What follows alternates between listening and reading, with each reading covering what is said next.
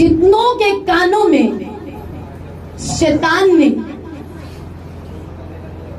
अपनी गलत तरीन तालीम को डाला है कि यीशु एक नबी है, यीशु नबी नहीं है। हालेलुया। नबी होना तो वैसे उसकी एक खूबी है, कह लो कि उसका एक छोटा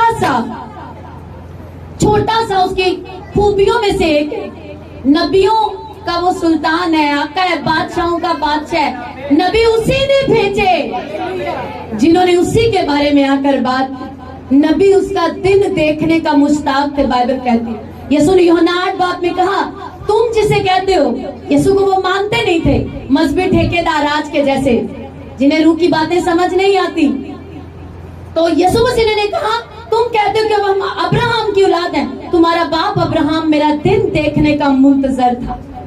वो चाहता था कि मेरा दिन देखे जिसमें मैंने पैदा होने। Hallelujah, hallelujah.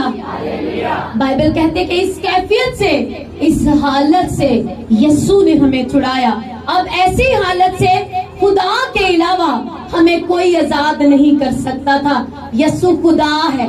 जैसे उसकी साथ की एक खूबी है ना, आप कहें कि यीशु शाफी है, तो वो सिर्फ शाफी ही नहीं, वो बादशाहों का बादशाह और खुदामंदों का खुदामंद है। सिर्फ वाहिद वही है। मुझे याद आता, किसी ने ऐसे ही सरमन के ऊपर कमेंट्स करके बोले कि बादशाह तो कोई और है, Jesus is not a king. हम बातों से नहीं कहते कि यीशु बादशाह है, बाइबल कहती है उसके काम बताते हैं कि वो बादशाह। बताओ तो कौन मुर्दों में से जी उठा तो हम उसे बादशाह मान लें?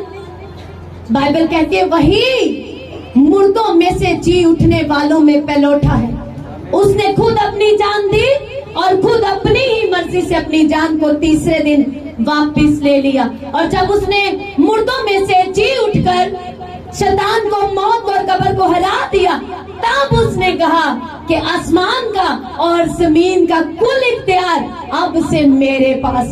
हालेलुया। तो हम बातों से नहीं कहते वो बादशाह है, वो बादशाह है। अब जो उसकी खूबी है कि वो शिफा देता है, वो शाफी है। तो अगर हम सिर्फ माने कि यीशु सिर्फ एक शाफी है तो वो गलत है। शिफा देना उसकी जात के अंदर उसकी खूबी है। हालेलुया। ऐसे ही अगर हम कहें कि यीशु नबी है तो ये सरासर गलत है। नबी उसको क्यों कहा गया? क्योंकि उसने नबूवतें की, उसने प्रोफेटिक दिए, उसने सब कुछ बताया। हालेलुया। तो अगर हम सिर्फ कहें कि सिर्फ यीशु नबी है तो ये रॉन्ग तालीम है। मैं आपको बाइबल में से बताऊंगी, क्योंकि मुंह की बातें सिर्फ बातें हैं, खुदा का कलाम कुदरत वाला है। हालेलुया।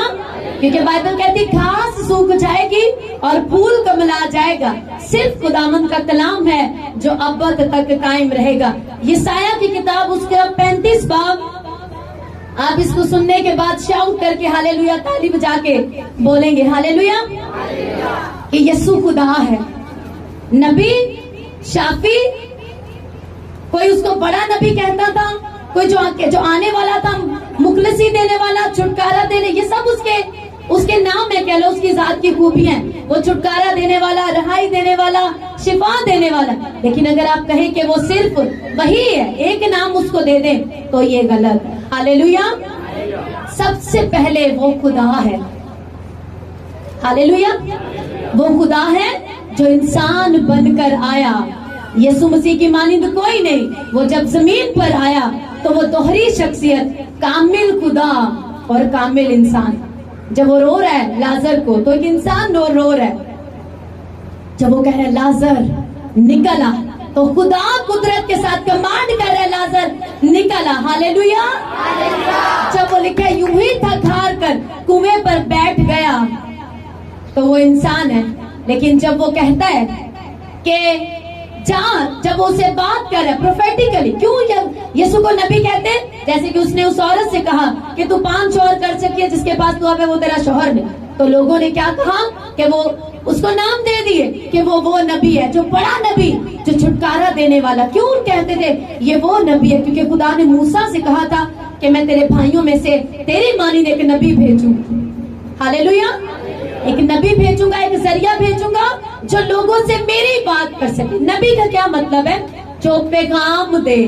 तो यीशु ने आकर अपने बाप का पैगाम दिया तो लोग उसे नबी कहने लगे और इस रूप में उसे नबी कहा जाने लगा। लेकिन इसका ये मतलब नहीं कि वो सिर्फ नबी है। आप कई लोगों से जब बात करें यीशु की तो वो कहते हैं हाँ जी हम भी मानते हैं यीशु को, हम मानते हैं वो एक नबी है। अरे वो नबी नहीं, तुम नबी नहीं उसे खुदा मानो, क्योंकि वो खुदा है, बाइबल कहती है। और मसीहियों का ये ईमान हरगिज नहीं कि यीशु नबी है। यीशु नबियों से महान है, ऊंचा है, वो बादशाहों का बादशाह है, वो नबियों का सुल्तान है, आता है वो उनका, और वो खुदा है। ये मसीहियों का ईमान है। और कैसे है? अकॉर्डिंग टू बाइबल है। यसाया की किताब उसका 35 बाब और उसकी 3री आयत, कमजोर हाथों को जोर और नातवान घुटनों को तवानाई दो, उनको जो कुछ कुचल दिए गए कहो हिम्मत बांधो, मत डरो, क्योंकि तुम्हारा खुदा सजा और जजा लिए आता है। हाँ खुदा ही आएगा और तुमको बचाएगा। उस वक्त अंधों की आंखें वाह की जाएंगी और बहरों के कान खोले जाएंगे। तब लंगड़े हिरन के मानिंद चौकड़ियां भरेंगे और गूंगे की जुबान खोली जाएगी, क्योंकि बियाबान में पानी और दश्त में नदियां फूट निकलेंगी। अब जरा बताओ, किसने अंधों को आंखें दी? किसने लंगड़ों को हिरनियों की तरह चलाया? किसने बहरों के कान खोले? जरा ऊंची उसका नाम लेके बोलो, ताकि शैतान के और उन शैतान के मानने वालों के कान खुले यीशु मसीह के नाम। किसने किया?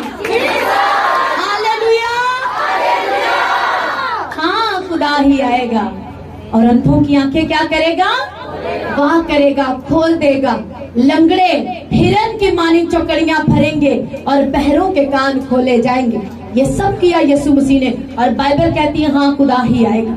इसलिए हम यीशु को मानते हैं, वो खुदा है।